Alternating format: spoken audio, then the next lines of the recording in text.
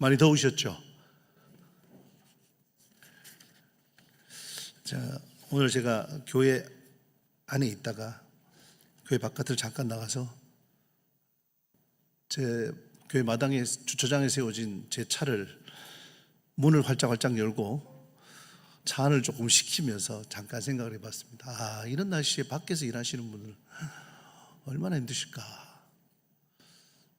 실내에서 일하시는 분들도 그렇게 시원하게 일하다 밖에 나오면 얼마나 더울까. 그러다가 오늘 저녁에 또 수요예배 오시는 분들은 얼마나 오기 싫으실까. 오늘 함께 예배드리며 함께 말씀 앞에 서신 여러분 축복합니다. 이 모든 어려움을 이기고 주님 앞에 나오셨습니다.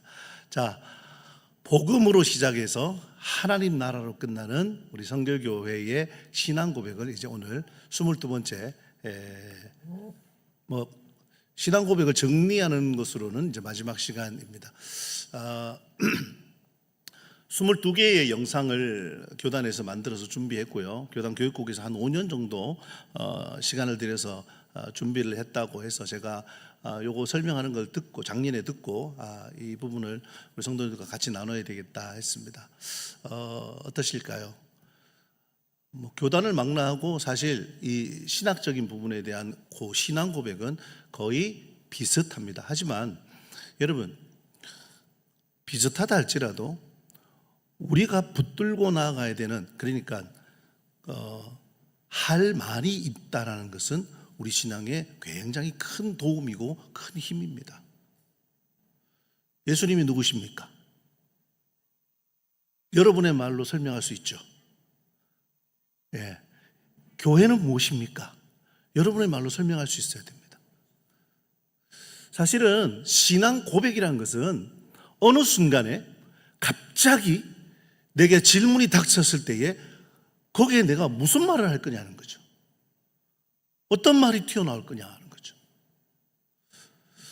저는 하나님 나라라는 이 주제를 받으면 정말 잊혀지지 않는 사건이 제 안에 하나 있습니다. 대학원생도 아니고 신학교 1학년 때, 신학과 1학년 때 기말고사 시험 문제 맨 마지막 문제가 이거였어요. 하나님 나라에 대해서 써라. 그 시험 문제를 내신 교수님이 개파한 것은 학교에 다 소문이 나서 이분은 웬만큼 평범한 답으로는 점수를 안 주시는 분인 것을 우리가 모두 알았어요. 근데 1학년 때에 제가 생각했던 하나님의 나라는 제 심장이었습니다. 나를 뛰게 하는 겁니다. 나를 살게 하는 겁니다. 내 중심에 있는 겁니다. 꽤 괜찮은 답이었지 않습니까? 점수를 못 받았습니다. 왜 배운 대로 안 썼냐 이거예요. 그래서 제가 오늘 그 한을 풀려고 제목을 이렇게 적었어요. 우리 신앙의 심장, 하나님 나라. 여러분의 담임 목사인 박훈 목사의 고백이니까 여러분에게도 같이 고백하도록 얘가 말씀드려도 되죠? 하나님 나라는, 자 같이 해보세요. 하나님 나라는 우리의 심장입니다. 우리 신앙의 심장입니다. 자, 이 전제를 가지고 교수님이 살아계시다면 이 영상을 보시고 제게 전화를 주실 겁니다. 그때 왜 그러셨어요? 저한테 점수를 그렇게 주셨어요. 저는 오늘 영상에서 사실은 거의 다 설명이 됐고요. 또 유튜브에 보면 하나님 나라에 대한 그런 썸머리를 고백으로 다 적어놨습니다. 교과서적인 답은 우리 모두 다 알고 있습니다. 그런데 제가 오늘 여러분과 함께 나누고 싶은 것은 누가복음 17장입니다. 구약성경 창세기부터 요한계시록까지 가득 담겨있는 하나님 나라의 메시지 가운데에서 예수님께서 한 사건을 통해서 우리에게 말씀하신 그 하나님의 나라, 이미 그러나 아직 오지 않았다라고 말씀하시는 그 예수님의 하나님 나라에 대한 그 설교를 오늘 누가복음 17장에 돌해서 하나님 나라는 도대체 어디에 있습니까? 라고 질문한 바리새인의 질문을 한번 여러분과 함께 나눠보려고 해요. 거기서 예수님이 하신 말씀, 이 말씀이 딱 있죠. 하나님의 나라는 어디 있다고요? 너희 안에 있느니라. 자, 선생님들, 교회학교 선생님들, 주일학교 아이가 물어봤어요. 선생님, 하나님 나라는 어디 있어요? 그럼 여러분 뭐라고요? 네 안에, 네 안에. 뭐예요? 우리 마음에 있어. 여러분, 종종 예수님이 하신 말씀이에요. 예수님이 요 문장 그대로를 말씀하셨어요. 그런데 예수님이 하신 말씀이지만 이 구절은 정말 종종 우리 개인 마음속에 어떤 그런 내면적인 평화, 영적인 어떤 그런 감정으로 왜곡해서 알고 있습니다. 물론 그렇기도 합니다. 그런 면도 있습니다만 그건 너무 축소된 거예요. 축소되었을 뿐만 아니라 이 문맥과 사복음서 전체 좀 더 줄이면은 누가복음 17장이 말하는 그런 의미는 내면의 평화를 하나님 나라를 말하는 게 아니라는 거예요.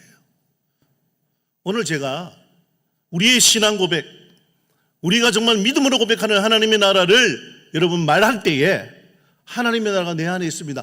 그거 맞습니다. 맞는 고백이에요. 틀린 고백이 아니에요. 그런데 의미는 아셔야 돼요. 정확한 의미. 그 정확한 의미가 무엇인지를 오늘 이 바리새인이 예수님께 질문을 하거든요. 하나님의 나라가 어느 때에 임하겠습니까? 질문을 하거든요. 질문을 20절에 이렇게 돼 있죠. 하나님의 나라가 어느 때에 임하나이까? 이 바리새인의 질문과 그리고 이 질문에 답하시는 예수님의 대답을 오늘 누가복음 17장 뒷부분에 있는 내용을 다 포함해서 저와 함께 딱 살펴보시고, 자, 질문의 초점을 보시죠. 바리새인의 질문의 초점은 뭔가요? 때예요, 때, 시간. 언제예요? 시기고 시간의 문제예요. 그도 그럴 것이 지금이 예수님께서 공생의 기간을 보내는 이때는 유다 땅 이스라엘이 로마라는 큰 제국의 속국으로 식민지로 살고 있던 그 시절입니다. 우리도 일제 식민지 시절을 겪었잖아요. 누가 그러더라고요. 광복이 올 줄 몰랐다. 그러더라고요. 35년, 1910년부터 1945년까지 35년의 세월을 지나다 보니까 한 세대가 지나가요. 한 세대가 지나가면 어떤 일이 벌어지는지 아십니까, 여러분? 언어가 바뀝니다. 문화가 달라지고요. 물들어가요. 그 세월이면요. 그런데 이스라엘 백성들은요, 이미 바벨론 포로 기간을 70년을 거쳤던 백성들이죠. 회복하고 돌아왔지만 그들은 디아스포라, 온 세계에 흩어진 그런 민족이 되어버렸습니다. 그러다가 로마란 제국이 그 나라를 딱 복속시키고, 또 그들은 전혀 다른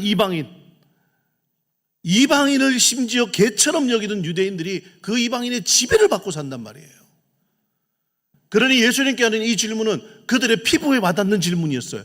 하나님의 나라가 어느 때에 오겠습니까? 로마가 멸망할까요? 다윗의 왕국이 회복될까요? 우리 이스라엘이 온 세계를 다시 지배할까요? 이런 군사적으로 정치적으로 우리가 어떻게 설 수 있는가를 그들은 하나님의 나라로 생각했어요. 바리새인들은 그럴 수밖에 없죠. 사실은 예수님의 제자들도 그랬습니다. 그리고 그들이 꿈꾸는 하나님 나라는 어디에 있냐는 거예요. 이 광야에 있는지 아니면 저 헤브론 산지에 있는지, 이게 정말 중요했던 거예요. 어디에 있는지 그 위치가 정말 중요했다는 거예요. 그런데 예수님의 대답을 보면 예수님은 마치 동문서답 하듯이 바리새인들의 질문, 그들의 질문의 의도가 뭔지도 아시면서 바리새인들의 질문에, 그들의 질문의 초점과는 전혀 다른 본질을 말씀하십니다. 볼 수 있게 임하는 게 아니다. 때를 물었는데, 시간을 물었는데 예수님은 본질을 말씀하셔요. 또요, 현상으로 관찰하거나 혹은 언제 어때 어느 때 이렇게 계산할 수 있는 그런 차원이 아니라는 거예요. 우리는 이렇게 알고 있습니다. 하나님 나라는 왕의 통치, 하나님의 주권이 임하시는 것. 이게 굉장히 교과서적인 답입니다. 여러분의 가정이 예수 그리스도께서 주인 되시면 그것이 하나님 나라입니다. 우리 교회가 예수님이 머리요, 예수님이 주인이시요, 예수님이 왕이시면 우리 교회는 하나님의 나라입니다. 여러분 마음속에 여러분의 인생이 예수 그리스도를 주인으로 모시고 주님을 따라가고 주님이 움직이시고 주님이 명령하시는 것이 여러분 인생의 확실한 답이면 지금 여러분은 하나님 나라에 사시는 겁니다. 그래서 예수님 말씀하시죠. 여기 있다 저기 있다 하는 그런 게 영역이 아니라 할 수 없는 보이지 않는 영역이야. 언제입니까? 묻는 바리새인들에게 시간의 영역이 아니라 하나님 나라의 진짜 본질에 대해서 말씀하시고 있다는 거. 저는 그래서 오늘 예수님의 이 대답을 살펴보니까 세 가지로 이렇게 대답을 하셨더라고요. 하나하나 여러분과 함께 나누어서 이 부분에서 우리가 하나님 나라에 대해서 좀 모호한 생각 혹은 불분명한 대답이 있다면 이거 정말 분명하게 정립하려고 합니다. 오늘 하나님의 나라가 너희 안에 있느니라, 이 말씀도 포함해서요. 같이 볼게요. 제일 첫 번째, 하나님의 나라가 언제 어느 때에 임합니까? 라는 바리새인의 질문에 예수님이 첫 번째로 하신 답은 뭐냐 하면 하나님의 나라는 볼 수 있게 임하는 것이 아니다라는 겁니다. 목사님, 그러면 하나님 나라를 못 보면요, 그러면 어떤 건가요? 뭐 감정, 느낌, 분위기 이런 건가요? 왜요? 우리 교회에 이렇게 딱 들어오면 오늘 교회가 참 분위기가 좋네, 뭐 그런 걸 느끼잖아요. 그런 느낌인가요? 아니요. 오늘 예수님 여기서 볼 수 있게라고 말하는 헬라어는요, 좀 더 풀어서 그 의미를 쓴다면 관찰하고 계산해서 찾아낼 수 있는 현상, 이런 뜻입니다. 그러면요, 관찰하고 계산해서 찾아낼 수 있는 현상이 하나님 나라는 아니다라는 거예요. 제가 이것도 어려워서 제가 더 쉽게 말씀드릴게요. 하나님 나라는 볼 수 있게 임하는 것이 아니야라고 말하는 건 뭐냐 하면 인간적인 생각으로 기다리는 방식으로는 하나님 나라를 절대 발견할 수 없어. 누구에게 하시는 말씀이에요? 바리새인에게 하시는 말씀이에요. 여러분, 혹시나 우리 가운데도 바리새인처럼 하나님 나라를 생각하고 계시다면 무슨 뜻일까요? 하나님 나라는 돈이 많은 거야, 부자 되는 거야, 건강한 거야, 30년 내내 아프지도 않는 거야 라고 생각하신다면 바리새인처럼 하나님 나라를 생각하는 거예요. 볼 수 있게 임하는 것이 아니다. 우리의 생각, 우리의 계산, 또 우리가 찾아내는 것, 그런 것들로 하나님 나라를 판단할 수 없다라는 사실입니다. 이게 예수님의 첫 번째 대답이에요. 자, 이걸로도 좀 부족해서 예수님은 두 번째 대답을 이어가십니다. 뭐냐면, 자, 하나님의 나라를 여기 있다, 저기 가보자, 저기 있다, 저기 가보자, 이렇게도 못한다. 이건 당시에 그 이스라엘의 상황을 염두에 두고 예수님이 하신 말씀이에요. 그때 당시에는 수많은 메시아 운동이 있었습니다. 우리나라에도 그런 일이 있더라고요. 정도령이라고 뭐 나타났다고, 저기 있다고, 조금 기다리면 온다고. 여러분, 우리나라만 그렇겠습니까? 온 세계에 메시아, 구세주, 구원자에 대한 그런 수많은 이야기들이 많이 있습니다. 이때 당시 이스라엘도 마찬가지였습니다. 메시아가 광야에 있다. 누구죠? 세례 요한을 보고요. 세례 요한도 외쳤죠. 회개하라, 천국이 가까웠다. 그러니까 메시아가 광야에 나타났다 하고 요한에게 막 몰려간 거예요. 메시아가 갈릴리에 있다. 누구죠? 예수님요. 예수님요. 보리떡 5개와 물고기 2마리로 5,000명을 먹이시고 나병 환자를 낫게 하시고 죽은 이를 일으키시는 바로 그분. 그거는 맞게 본 것 같은데, 예루살렘에서 혁명이 일어난다. 언제죠? 호산나를 외쳤던 그 유대인들, 예수님의 예루살렘 입성을 향하여서 그들은 종려나무 가지를 흔들면서 겉옷을 벗어서 길에 깔면서 호산나를 외칩니다. 주의 이름으로 오시는 이여, 가장 높은 곳에서 호산나.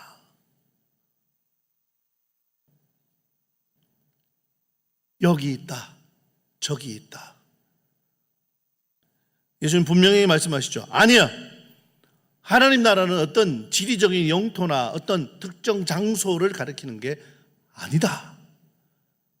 그걸 분명하게 말한 겁니다. 그러니까 여러분, 세상에 말하는 제국, 나라, 영토 이런 것들은요, 실은 하나님께서 나라를 결정하는 방법이 아닙니다. 지난주에 월드컵이 끝났습니다. 월드컵에 관심이 없으신 분들은 모르시겠지만 1등을 스페인이라는 나라가 있습니다. 스페인은 축구계에서는 별명이 있습니다. 무적 함대. 스페인이 이긴 나라는 아르헨티나입니다. 메시가 이끌고 있는 아르헨티나. 경기 시간에 6시라 저는 보지는 못하고 나중에 결과만 뉴스로 봤습니다만 결과만 보는데도 가슴이 두근두근 하더라고요. 왜냐하면 저 결승전에 우리나라가 갔으면, 우리나라는 떨어졌습니다. 본선에도 못 올라가고 떨어졌습니다. 자, 여러분, 우리가 대한민국 국민이라는 것이 언제 느껴집니까? 지금 여기 사니까요? 그러면요, 미국이나 캐나다나 저쪽 다른 나라에 있는 사람들은요, 거기에 사는 한국인들은요, 못 느낄까요? 만약에 하나님의 나라가 지리적 영토나 어떤 특정한 장소라면은 그 장소에 가면 안 느껴야 됩니다. 그런데요, 오히려 외국에 있는 분들이 더 가슴을 치고 우리나라가 왜 졌냐 그러면서 막 소리를, 원성을 막 내시더라고요. 여러분, 우리가 하나님 나라에 속했다라는 것은 언제 알 수 있느냐면, 뭐 하나님 나라에 속한 걸로는 우리가 무슨 어떤 특권을 많이 받고 어떤 이익을 많이 받고 그래서요? 아니요. 우리의 마음이 거기 가 있으니까요. 우리의 마음이요. 예수님 말씀하신 걸 들어보시죠. 여기 있다 저기 있다라고도 못한다. 그러시면서 세 번째로, 사실은 이 말씀하시려고 예수님은 앞에 하나님의 나라는 볼 수 있게 임하는 건 아니야, 여기 있고 저기 있고 이런 것도 아니야. 그러면서 뭐죠? 너희 안에 있느니라. 자, 제가 오늘 이거 간단히 말씀드리면 정말 간단할 수 있는데, 간단히 말씀드리면 금방 까먹으실 것 같아서 제가 이거 좀 길게 말씀드리려고 해요. 하나님의 나라는 뭐 말씀하시는 거니까, 예수님 말씀에서 정말 우리가 현미경처럼 들여다봐야 될 게 뭐냐 하면 너희 안에예요. 너희 안에. 우리말로는 너희 안에라고 번역했어요. 그런데 이 번역의 열쇠가 되는 너희 안에라는 이 헬라어 엔토스 우몬이라는 이 헬라어는요, 우리가 생각하는 마음 안에 그거 아닙니다. 이 번역은 우리가 조금 더 생각해야 될 번역에 다른 뜻이 있어요. 자, 첫 번째 생각은 뭐냐 하면 이 말씀을 누구에게 한 말씀이죠? 질문을 누가 했어요? 바리새인들에게 했어요. 바리새인들이 질문했는데, 그러면 예수님이 하나님의 나라는 너희 안에 있는데 하면 너희는 누구예요? 바리새인들이에요. 동의하세요? 바리새인들 안에 하나님 나라가 있어요? 바리새인들은 지금 곧 예수님을 죽이려고는 모의를 합니다. 바리새인들은 어찌하든지 사람을 사서까지 예수님을 모함하려고 애를 썼던 사람들입니다. 그런데 그 사람들 마음속에 하나님 나라가 있다고요? 이건 문맥상으로도 불가능하고, 이건 그때 당시에 이 말을 듣는 바리새인들조차도 자신들조차도 우리 안에? 이렇게 느끼지는 않았습니다. 그들이 정확하게 느낀 건 뭐냐 하면 너희 가운데예요. 바리새인들이 이렇게 모여 있잖아요. 항상 예수님이 오시고 예수님 말씀하시면 바리새인들은 모여가지고 왔어요. 혼자서 홀로 예수님을 독대하는 사람들은 누구냐? 니고데모 같은 사람이에요. 예수님께 굴복하고 그리고 예수님께 질문하고 예수님께 나아오는 사람들은 혼자 나왔어요. 예수님을 모함하려고 하고 예수님을 그냥 얽어매려고 하는 바리새인들은 항상 집단으로 무리져 나왔단 말이에요. 그러니까 예수님께서 뭐라고 말씀하냐면 엔토스 우몬, 너희 가운데, 하나님의 나라는 지금 너희 가운데 있다. 무슨 말이에요? 지금 너희 눈앞에 너희가 보고 있는 게 하나님 나라예요. 누구죠? 예수님 자신이요. 신학적으로는 이런 말 씁니다. 현현이라는 말을 씁니다. 나타났다는 거예요. 나타났다는데 이렇게 어려운 말 안 써도 돼요. 예수님 자신이, 예수님 스스로가 하나님 나라라는 거예요. 그분이 왕이시고, 그분이 통치하시고, 그분이 이 땅에 직접 하나님 나라를 가지고 오신 분이에요. 그러니까 여러분, 이 번역은 물론 너희 아내라는 번역도 가능해요. 가능한데 우리가 그 의미를 더 정확하게 알려면 하나님의 나라는 너희 어디 있다고요? 가운데. 바리새인들 가운데 있으니까 누구예요? 예수님이신 거예요. 바리새인들은 사실은 이 말을 듣자마자 알았을 겁니다. 그래서 예수님께서는 그 뒤에 제자들에게 또 이르시고 그 뒤에 계속해서 하나님의 나라에 대해서 이 누가복음 17장 37절 그 뒤에까지 계속해서 설명하십니다. 자, 장소가 아니라 통치. 누가 다스리냐 이거예요. 자, 그러면요, 바리새인들이 있고 제자들이 있어요. 어디에 하나님의 나라가 있나요? 누구에게 하나님의 나라가 있나요? 바리새인들은 예수님의 통치를 받나요? 받지 않나요? 안 받아요. 제자들은요, 예수님의 통치를 받아요. 자, 통치를 받는다니까 말이 조금 우리가 익숙하지 않은 말이죠. 바리새인들은 예수님의 말씀을 순종하나요? 안 하나요? 안 해요. 제자들은 예수님의 말씀에 순종하나요? 안 하나요? 하죠. 그러면 제자들에게 하나님 나라가 있는 겁니다. 성경 어디에도 하나님의 나라가 어떤 영토라고 말한 적은 한 번도 없습니다. 주권입니다. 왕의 통치권, 그 왕의 통치가 임하는 바로 그곳이 하나님의 나라예요. 그러니까 어느 지역에 한정할 수가 없죠. 어떤 몇 사람에게 한정할 수가 없죠. 하나님의 말씀을 듣고 그 말씀이 내 생명의 말씀이라고 믿는 그 사람에게, 또 그 지역에게, 그 나라에게 하나님의 나라가 그대로 임하는 겁니다.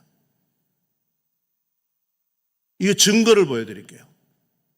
이 통치가 하나님의 나라라는 증거는 여러분, 왕이 계신 곳에서 일어나는 일을 보면 압니다. 세례 요한이 감옥에 갇혔을 때에 예수님이 자신보다 더 많은 사람들이 따르고 예수님을 더 많은 사람들이 추앙한다는 이야기를 듣고 세례 요한이 잠깐 세례 요한이 의심해요. 그러면서 제자들을 보내서 뭐라고 묻죠? 오실 그이가 당신입니까? 예수님이 뭐라 그래요? 내가 그다. 그렇게 말씀하셔요? 아니에요. 뭐라고요? 가서 얘기해라, 요한에게. 눈먼 자가 눈을 뜨고 안전뱅이가 일어나고 벙어리가 말을 하고 가난한 자에게 복음이 전파된다고 해라. 그 얘기 듣고 세례 요한은 마땅히 죽습니다. 하나님의 나라가 임했구나. 하나님의 나라에 왕이 오셨구나. 세례 요한은 그거 갖고 마땅히 어린 아이의, 계집 아이의 춤값으로 머리가 잘려서 죽습니다.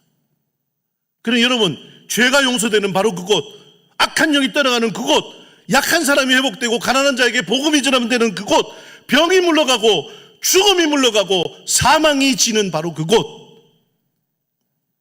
예수님께서 마태복음 12장에 이렇게 말씀하시죠. 내가 하나님의 성령을 힘입어 귀신을 쫓아내는 것이면 하나님의 나라가 이미 너희에게 임하였느니라. 그런데요, 자, 예수님께서 바리새인의 질문에 답하시면서 자, 봐라, 하나님의 나라가 여기 있잖아, 너희 가운데 있잖아, 이 말씀하시면서 휙 돌이키셔서 제자들에게 22절에 제자들에게 뭐라고 말씀하시냐면 때가 이르리니. 자, 갑자기 바리새인들은 때를 부르는데 때는 말씀 안 하시고 본질만 말씀하시다가 제자들에게 갑자기 때를 말씀하십니다. 여기에서 하나님 나라의 중요한 신학이 하나 더 설명됩니다. 그게 뭐냐 하면 시점이 바뀌는 거예요. 현재에서 장차, 미래로. 자, 지금 현재는요, 어때요? 바리새인들이 있습니다. 예수님이 계십니다. 제자들이 있어요. 바리새인들은 예수님께 질문합니다. 하나님 나라가 어느 때에 임하겠습니까? 하니까 예수님 뭐라 그래요? 네 지금 눈앞에 있잖아. 이미예요. 그래, 바리새인들에게는 현재의 하나님 나라를 설명하셨고 이미 왕이 오셨다는 거예요. 이미 왕이 오셨다는 거예요. 로마가 멸망하고 뭐 나라가 회복되고 막 그런 현상을 보지 말고 지금 네 눈앞에 있는 왕을 보라는 거예요. 하지만 제자들은요 앞으로 주님이 다시 오시는 날, 그때 완전한 통치가 이루어질 거라는 거. 그래서 여기서 신학에서는 이렇게 말합니다. Already, not yet. 그게 무슨 뜻이냐면 이미 하지만 아직, 이런 뜻이에요. 이미 하지만 그러나 아직, 이런 뜻이에요. 그건요 우리에게도 분명하게 해당됩니다. 여러분, 오늘 이 시간 이 자리에 예수님의 말씀을 믿지 못하는 사람이 있다면 하나님의 나라는 이미 이 땅에 임했습니다. 하지만 예수님의 말씀에 순종하고 예수님을 나의 진정한 왕으로 모시는 분들이 여기 계시다면 하나님 나라는 아직 오지 않았습니다. 지금도 계속해서 오고 계십니다. 아직 완성되지 않았다는 거죠. 왜요? 우리는 재림을 믿으니까요. 하나님 나라 신학은 사실은 이미 왔으나 아직 오지 않았다는 역설로 설명할 수밖에 없습니다. 누구 때문에요? 예수님 때문에요. 예수님 때문에. 그래서 제가 이 한 가지로 이제 하나님 나라에 대해서 여러분이 다른 의문을 품지 않도록 예수님이 설명하신 그대로를 제가 설명할게요. 제자들도 사실 이해를 못했습니다. 제자들도 아직 깨닫지 못했죠. 왜요? 제자들도 마음속에 뭘 기대하고 있었냐면 예수님께서 예루살렘에서 왕이 되신다, 이걸 기대했거든요. 맞죠? 어떤 제자가요?